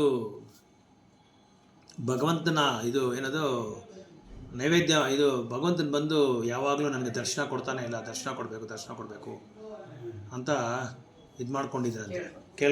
ಪ್ರಾರ್ಥನೆ ಮಾಡ್ತಾಯಿದ್ರಂತೆ. ಪ್ರಾರ್ಥನೆ ಮಾಡಿಬಿಟ್ಟು ಒಂದಿನ ಏನು ಮಾಡಿದ್ರು, ದರ್ಶನ ಕೊಡಲಿಲ್ಲ. ತುಂಬ ವರ್ಷಗಳಾಯಿತು ದರ್ಶನ ಕೊಟ್ಟಿಲ್ಲ. ಜಪ ಮಾಡಿಕೊಂಡೇ ಇದ್ಬಿಟ್ರು. ಭಗವಂತನ ದರ್ಶನ ಬೇಕು ಅಂತ ಎಲ್ಲರೂ ಅದಕ್ಕೆ ತಾನೇ ಕಾಯ್ತಾ ಇರೋದು. ಎಷ್ಟೋ ವರ್ಷಗಳಾದಮೇಲೆ ಒಂದಿನ ಭಗವಂತನ ಹತ್ರ ಜಗಳ ಆಡಿದ್ರಂತೆ ಅವರು. ಜಗಳ ಇದೆಲ್ಲ ಯಾಕೆ ಹೇಳ್ತೀನಿ ಅಂದರೆ, ನಮ್ಮ ಮನಸ್ಸಿನ ಈ ಥರ ಲೀಲೆಗಳ ಕೇಳಿ ನಾವೇನು ಮಾಡಬೇಕು, ಬುದ್ಧಿನ ಗಟ್ಟಿ ಮಾಡ್ಕೋಬೇಕು. ಆವಾಗ ಮನಸ್ಸು ಕಂಟ್ರೋಲ್ ಬಂದು ಬೇರೆ ದಾರಿಗೆ ಹೋಗಲ್ಲ. ಇಂಥ ಲೀಲೆಗಳ ಕೇಳ್ತಾ ಇದೆ. ಅವಾಗ ಹರಿದಾಸ್ಗೆ ರಾಧಾಕೃಷ್ಣ ಇಬ್ಬರು ಬಂದು ದರ್ಶನ ಕೊಟ್ಬಿಟ್ಟು ಹೇಳಿದ್ರಂತೆ, ನಿನಗೇನು ಬೇಕು ಹರಿದಾಸ್ ಅಂದರೆ. ಹರಿದಾಸು ಏನು ಹೇಳಿದ್ರಂತೆ, ಜಗಳ ಆಡಿದ್ರಂತೆ ಒಂದ್ಸಲ. ಏನಂತ ಜಗಳ ಆಡಿದ್ರಂದರೆ, ನೀವೇನಾದರೂ ನನಗೆ ದರ್ಶನ ಕೊಡದೇ ಇದ್ದರೆ ನಾನೀಗ ಹಾಡು ಆಡೋಕ್ಕೆ ಶುರು ಮಾಡ್ತೀನಿ ನಿಮ್ಮ ಮೇಲೆ, ಅದನ್ನು ನಾನು ನಿಲ್ಲಿಸಲ್ಲ, ಪ್ರಾಣ ಹೋದೆ ನಾನು ನಿಲ್ಲಿಸಲ್ಲ, ಆಡ್ಕೊಂಡೇ ಇರ್ತೀನಿ ನಾನು ಅಂತ. ಆಡ್ಕೊಂಡೆ ಎಷ್ಟೋ ದಿನಗಳು, ತಿಂಗಳಾನ್ಗೊದ್ದಿ ಆಡ್ಕೊಂಡಿದ್ದೆ, ಅದು ವರ್ಷಾನ್ಗೊದ್ದಿ. ಅದಾದಮೇಲೆ ಪರೀಕ್ಷೆ ಮಾಡಿಬಿಟ್ಟು ಕೃಷ್ಣ ಆಮೇಲೆ ದರ್ಶನ ಕೊಟ್ಟಂತೆ. ಇನ್ನೂ ಆಡ್ಕೊಂಡೇ ಇದ್ದಂತೆ ಕೊಟ್ಟರೆ. ಆಮೇಲೆ ಹರಿದಾಸ್ ನಿಲ್ಲಿಸು, ನಾವು ಬಂದಿದ್ದೀರಿ, ನೀನು ಕೇಳ್ಬಿಟ್ಟೆ ದರ್ಶನ, ಅದಕ್ಕೆ ನಾವು ಇಲ್ಲೇ ಇದ್ದೀರಿ, ಎಲ್ಲಿ ಹೋಗಿಲ್ಲ ಅಂತ ಹೇಳ್ಬಿಟ್ಟು ಹರಿದಾಸ್ ಕೇಳಿದ್ರೆ, ಆವಾಗ ಹರಿದಾಸ್ ಹೇಳಿದ್ರಂತೆ, ಅದೇ ನಾನು ನಿಮ್ಗೆ ಎಷ್ಟೋ ವರ್ಷಗಳಿಂದ ನಾನು ಕೇಳಿದೆ, ಅದೇ ನೀವು ನನಗೆ ದರ್ಶನ ಕೊಟ್ಟಿಲ್ಲ, ಅದಕ್ಕೆ ನಾನು ಹಾಡು ನಿಲ್ಲಿಸಲ್ಲ, ನಾನು ಆಡ್ತಾನೆ ಇರ್ತೀನಿ ಅಂತ ಹೇಳಿ. ಇಲ್ಲ ಇನ್ಮೇಲೆ ನಾವು ಎಲ್ಲಿ ಹೋಗಲ್ಲ, ಇಲ್ಲೇ ಇರ್ತೀರಿ, ಇಲ್ಲೇ ಮಲ್ಕೊಂಡಿರ್ತೀರಿ. ಇವಾಗಲೂ ನಾವು ಅಲ್ಲಿ ಹೋದ್ರೆ ಭಗವಂತನ ಮಲ್ಕೊಂಡಿರುವಾಗ ಒಂದು ಸೋಫಾ ಥರ ಐತೆ, ರಾಧಾಕೃಷ್ಣ ಮಲ್ಕೊಂಡಿರೋ ಸೋಫಾನು ಅಲ್ಲೇ ಐತೆ. ಆಮೇಲೆ ಅಲ್ಲಿ ಪ್ರತಿದಿನ ನೀನು ನನಗೆ ನೈವೇದ್ಯ ಮಾಡಬೇಕು, ಅದನ್ನೇ ನಾವು ತೊಗೊಳ್ಳೋದು, ಬೇರೆ ಎಲ್ಲಿ ನಾವು ತೊಗೊಳ್ಳಲ್ಲ ಅಂತ ಹೇಳ್ಬಿಟ್ಟು ಅವ್ರಿಗೆ ನೈವೇದ್ಯ, ಇವತ್ತೂ ನೈವೇದ್ಯ ನಡೀತಾ ಇದೆ.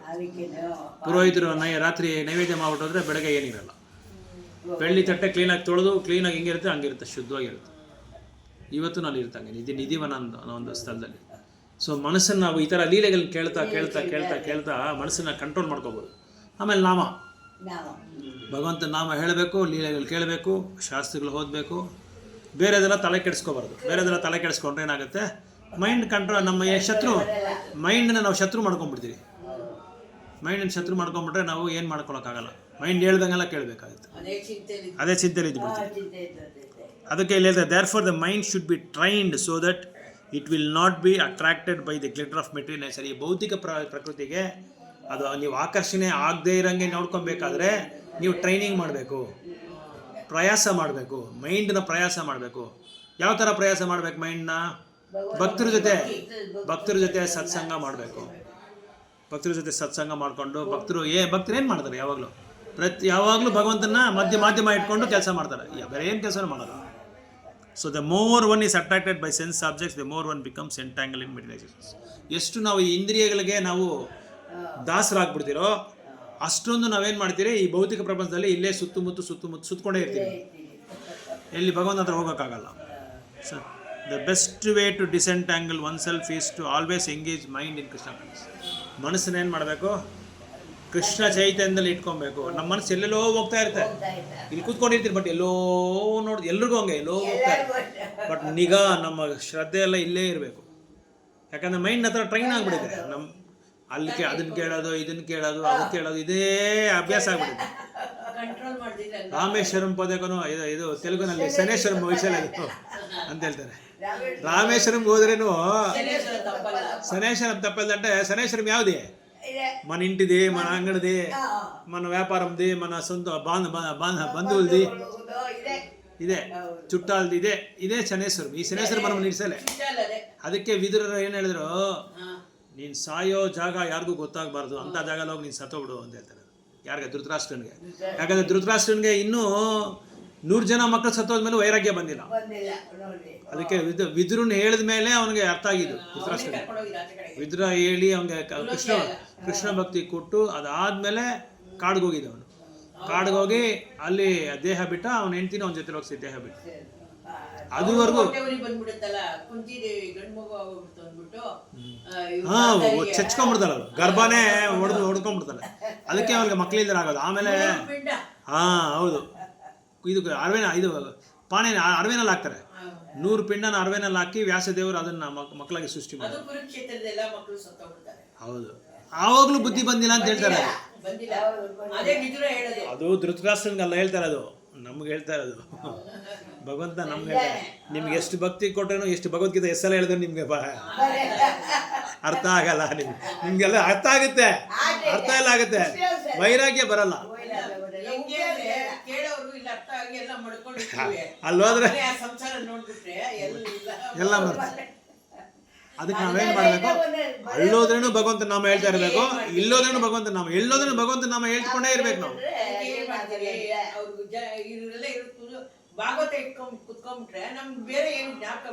ಹೌದು, ಅದಕ್ಕೆ ಪ್ರಾರ್ಥನೆನೂ ಮಾಡ್ಬೇಕು ನಾವು. ಭಗವಂತನ ಹತ್ರ ಪ್ರಾರ್ಥನೆ ಮಾಡಿಕೊಂಡು ನಿನಗೆ ಸೇವೆ ಮಾಡಬೇಕು, ನಿನ್ನ ಬಗ್ಗೆ ಅರ್ಥ ಮಾಡ್ಕೋಬೇಕು, ನಿನ್ನ ಲೀಲೆಗಳೆಲ್ಲ ಇನ್ನೂ ಕೇಳ್ಕೊಂಡು ನಾನು ಇನ್ನೂ ಉದ್ಧಾರ ಆಗ್ತಾ ಇರಬೇಕು. ಪ್ರತಿದಿನ ನಾನು ಉದ್ಧಾರ ಆಗ್ಬೇಕು ಕೃಷ್ಣ ಭಕ್ತಿನಲ್ಲಿ. ನನಗೆ ಆ ಕರುಣೆ ಕೊಡ್ರಿ, ನನಗೆ ಆ ಕರುಣೆ ತೋರಿಸಿ, ಇದರಿಂದ ನನಗೆ ಬಿಡುಗಡೆ ಮಾಡಿ ಹೇಗಾದರೂ ನಾನು ನಿಮ್ಮ ಸಂದೇಶ, ನಿಮ್ಮ ನಾಮ, ನಿಮ್ಮ ಭಕ್ತರ ಜೊತೆ ಸಾಂಗಿಧ್ಯ, ಇಷ್ಟು ಮಾತ್ರ ನನಗೆ 100% ನಾನು ನಿಮ್ಮ ಕೃಷ್ಣ ಭಕ್ತಿ ಮಾಡಬೇಕು, 100% ಶುದ್ಧ ಕೃಷ್ಣ ಭಕ್ತಿ ನಾನು ಮಾಡಬೇಕು ಅಂತ ನಾವು ಪ್ರಾರ್ಥನೆ ಮಾಡ್ಕೊತಾ ಇರ್ಬೇಕು. ಯಾವಾಗಲೂ ಪ್ರಾರ್ಥನೆ ಮಾಡ್ಕೊತಾ ಇದ್ರೆ ಆವಾಗ ಕೃಷ್ಣ ಪರೀಕ್ಷೆ ಮಾಡ್ತಾನೆ, ನಿಜವಾಗಿ ನಿನಗೆ ಭಕ್ತಿ ಇದೆಯಾ ಅಂತ ಕೇಳ್ತಾನೆ. ನಾರದ ಮುನಿ ಒಂದ್ಸಲ ಕೃಷ್ಣ ಹತ್ರ ಹೋಗಿ ಕೇಳ್ತಾರೆ, ಹೌದು ಕೃಷ್ಣ, ನಿಮ್ಮ ಭಕ್ತರು ಯಾವಾಗ ನೋಡಿದ್ರು ಮಾಯಾ ಬಗ್ಗೆ ದಿಗಿಲು ಬೀಳ್ತಾ ಇರ್ತಾರೆ, ಎದುರ್ಕೊಳ್ತಾರೆ, ಮಾಯಾ ಮಾಯಾ ಮಾಯಾ ಮಾಯಾ ಅಂತಾರೆ. ಏನಿ ಮಾಯಾ, ಯಾರಿ ಮಾಯಾ ಅಂತ ಕೇಳ್ತಾರೆ ನಾರದರು. ಅದೆಲ್ಲ ತುಂಬ ದೊಡ್ಡ ಸಬ್ಜೆಕ್ಟ್, ಹೇಳೋಕ್ಕಾಗಲ್ಲ. ನೀನೇನು ಮಾಡ್ತೀಯಾ, ನನಗೆ ತುಂಬ ಬಾಯಾರಿಕೆ ಆಗ್ತಾ ಇದೆ, ಬಾವಿ ಹತ್ರ ಸ್ವಲ್ಪ ಹೋಗಿ ಒಂದು ಚೆಂಬು ನೀರು ತೊಗೊಂಬ ಅಂತ ಹೇಳ್ತಾರೆ. ಸರಿ, ಇವರು ಹೋಗ್ತಾರೆ, ಸ್ವಲ್ಪ ದೂರ ಇರುತ್ತೆ, ಹೋಗಿ ಬಾವಿ ಹತ್ರ ಹೋಗಿ ಒಂದು ನೀರು ತೊಗೊಂಡು, ನೀರು ಬೇಕಂತೆ ಕೃಷ್ಣಗೆ ಅಂತ ಹೇಳ್ಬಿಟ್ಟು, ಮಾಯಾ ಅಂದರೆ ಏನು ಕೃಷ್ಣ ಆಮೇಲೆ ಹೇಳ್ತಾರೆ ನನಗೆ ಅಂತ ಹೇಳ್ಕೊಂಡು ಹೋಗಿ ಆ ಬಾವಿ ಹತ್ರ ಹೋಗಿ ನಿಂದರೆ ಅಲ್ಲಿ ಸುಂದರವಾದ ಒಂದು ಹೆಣ್ಣು, ತುಂಬ ಸುಂದರವಾದ ಒಂದು ಹೆಣ್ಣು. ಅದನ್ನು ನೋಡಿದ ತಕ್ಷಣ ಚೆಂಬು ಜ್ಞಾಪಕ ಇಲ್ಲ, ನೀರು ಜ್ಞಾಪಕ ಇಲ್ಲ, ಅದೇ ಅದಾದಮೇಲೆ ಆ ಯುವತಿ ಬಿಂದಿಗೆಯಲ್ಲಿ ನೀರು ತೊಗೊಂಡು ಸೀದಾ ಹೊರಗಡೆ ಹೋಗ್ಬಿಟ್ರು. ರಾಜರ ಮಗಳವಳು. ಇನ್ನು ಒಳಗಡೆ ಹೋಗ್ಬಿಟ್ರೆ ಇವ್ರು ಹಿಂದ್ಗಡೆನೆ ಓದ್ತಾನೆ ಅವರ ನಾರದ ಮನಿ. ಬಂದಿರೋ ಕೆಲಸ ಏನು, ನೀರು ತಗೊಳಕ್ಕೆ. ನೀರು ತಗೊಂಡಿಲ್ಲ, ಸೀದಾ ಅವ್ರು ಹಿಂದ್ಗಡೆ ಹೋಗ್ಬಿಟ್ಟು ಆ ಯುವತಿ ತಂದೆ ಹತ್ರ ಕೇಳ್ತಾ ಇದ್ದಾರೆ, ಈ ಹುಡುಗಿ ಒಳಗಡೆ ನಿಮ್ಮ ಮನೆ ಹೊಡೆದಲ್ಲ, ಯಾರು ಇವರು ಅಂದರೆ, ನನ್ನ ಮಗಳೇ ನಾರದ ಮನೆ, ಏನು ಸಮಸ್ಯೆ, ಏನು ವಿಶೇಷ ಅಂತ ಕೇಳ್ತಾರೆ. ಏನಿಲ್ಲ, ತುಂಬ ಸುಂದರವಾಗಿದೆ, ನಾನು ಮದುವೆ ಮಾಡ್ಕೊಬೇಕಂತಿದೆ ಇವ್ರ ಹತ್ರ, ಈ ನಿಮ್ಮ ಮಗಳನ್ನ ನೀವೇನಂತೀರಾ ಅಂದರೆ, ಅದಕ್ಕೇನಂತೆ ಧಾರಾವಾಳಿಗೆ ನಿಮ್ಮಂಥ ದೊಡ್ಡ ನಾರದ ಮುನಿಗಳು ಮದುವೆ ಮಾಡ್ಕೊಳ್ಳೋಷ್ಟು ಭಾಗ್ಯ ನನಗೆ, ಅದಕ್ಕಿಂತ ಭಾಗ್ಯ ಇನ್ನೇನಿದೆ ಅಂತ ಹೇಳ್ಕೊಂಡು, ಸರಿ ನಾನು ಮದುವೆ ಮಾಡ್ಕೊತೀನಿ ಅಂತೇಳಿ ಅಲ್ಲಿ ಮಾತಾಡ್ಕೊಂಡು ಕೂತ್ಕೊಂಡ್ಬಿಟ್ರು. ಆಮೇಲೆ ಕೃಷ್ಣ ಕರೀತಾರೆ, ನಾರದ ಎಲ್ಲಿದ್ಯಾ ಅಂತ. ಆವಾಗ ಅವ್ರಿಗೆ ಜ್ಞಾಪಕ ಬರುತ್ತೆ. ನಾರದ ನೀನು ಕೇಳಿದಲ್ಲ ಮಾಯಾ ಮಾಯಾ ಅಂತ, ಇದೇ ಮಾಯಾ. ನಾನು ನಿನ್ಗೆ ಹೇಳಿದ್ದೇನೋ ನೀರು ತುಂಬ, ನೀನೇನು ಮಾಡಿದ ಕೆಲಸ ಹುಡುಗಿ ಹಿಂಗಡೆ ಹೋದೆ, ಇದೇ ಮಾಯಾ. ಅದಕ್ಕೆ ಪುರಾಣದಲ್ಲಿ ಏನು ಹೇಳ್ತಾರೆ ಅಂದರೆ, ಮಕ್ಕಳಿಗೆ ಮೊದಲನೇ ಮಾಯಾ ತಾಯಿ ತಗೊಂಡು ತೊಡೆ ಮೇಲೆ ಮಲಗಿಸ್ಕೊಂತಾರಲ್ಲ, ಅದೇ ಫಸ್ಟ್ ಮಾಯಾ ಅಂತೆ. ಮೊದಲನೇ ಮಾಯ ಅಲ್ಲಿ ಸ್ಟಾರ್ಟ್ ಆಗುತ್ತಂತೆ ನಮಗೆ. ಅಲ್ಲಿಂದ ನಾವು ಇದು ಬೆಳೀತಾ ಬೆಳೀತಾ ಬೆಳೀತಾ ಬೆಳೀತಾ ಒಂದಿಂದಗಡೆ ಒಂದು ಮಾಯ ಬರ್ತಾನೆ ಇರುತ್ತೆ ನಮಗೆ. ಅದಕ್ಕೆ ಭಕ್ತರ ಕುಟುಂಬದಲ್ಲಿ ನಾವು ಜನ್ಮ ತಗೊಳಕ್ಕೆ ತುಂಬ ತುಂಬ ಕಷ್ಟ. ಭಾಗ್ಯವಂತರು ಮಾತ್ರ ತಗೊಳಕ್ಕಾಗುತ್ತೆ. ಅದಕ್ಕೆ ತಂದೆ ತಾಯಿ ತುಂಬ ಸಪೋರ್ಟ್ ಮಾಡಬೇಕು. ತಂದೆ ತಾಯಿ ಗರ್ಭದಲ್ಲಿ ಇರುವಾಗಲೇ, ಗರ್ಭ ಬರೋಕ್ಕೆ ಮುಂದೇನೆ ಸ್ಟಾರ್ಟ್ ಆಗ್ಬಿಡುತ್ತೆ ಅದು ಭಕ್ತಿ. ಗರ್ಭದಾನ ಸಂಸ್ಕಾರ ಅನ್ನೋದು ಗರ್ಭ ಮುಂದೆ ಸಹ ಸ್ಟಾರ್ಟ್ ಆಗ್ಬಿಡುತ್ತೆ. ಆವಾಗಲೇ ಅವರು ಭಕ್ತಿ ಮಾಡಿಕೊಂಡೇ ಅವರು ಸೇರಬೇಕು, ಇದ್ರೆ ಸೇರಬಾರ್ದು. ಅದೇ ಗರ್ಭದಾನ ಸಂಸ್ಕಾರ, ಮೊದಲನೇ ಸಂಸ್ಕಾರ ಅದು. ಅದಾದಮೇಲೆ ಗರ್ಭದಲ್ಲಿ ಇರುವಾಗ ಮಗು ತಿಂಗಳು ಸ್ಟಾರ್ಟ್ ಆಗಿದ ತಕ್ಷಣ ಇವರು ಶುರು ಮಾಡ್ಕೊಂಡ್ಬಿಡ್ಬೇಕು. ಭಗವಂತನ ನಾಮ, ಭಕ್ತಿ, ಸಾಧು ಸಂಘ, ನಗರ ಸಂಕೀರ್ತನ ಎಲ್ಲ ಖಂಡಿತ 100% ಕೇಳುತ್ತೆ. ಪ್ರಹ್ಲಾದ್ ಮಹಾರಾಜ್ ಥರ. ಅದಕ್ಕೆ ತುಂಬ ಈಗ ಅದಕ್ಕೆ ಯಾಕಂತ ಭಕ್ತರ ಮಕ್ಕಳು ಯಾಕೆ ಭಕ್ತರಾಗಲ್ಲ ಅಂದ್ರೆ ಇದೇ ಪ್ರಾಬ್ಲಮ್. ಸತ್ಸಂಗ ಬೇರೆ, ಸತ್ಸಂಗ ಬೇರೆ, ಸಾಧು ಸಂಘ ತಗೋಬೇಕು. ಸಾಧು ಸಂಘ ತಗೊಂಡಿದ್ರೆ ಇದೇ ಥರ ಆಗುತ್ತೆ. ಓಕೆ, ನೆಕ್ಸ್ಟ್ ನಾಳೆ ಇನ್ನೊಂದು ಶ್ಲೋಕ ನೋಡೋಣ, ಯಾಕಂದ್ರೆ ಬಂದಿರೋದೇ ಲೇಟು. ನಿಮಗೆ ಬೇರೆ ಏನೋ ಕೆಲಸ ಇರುತ್ತಲ್ಲ, ಚಾಂಟಿಂಗ್ ಮಾಡೋಣ.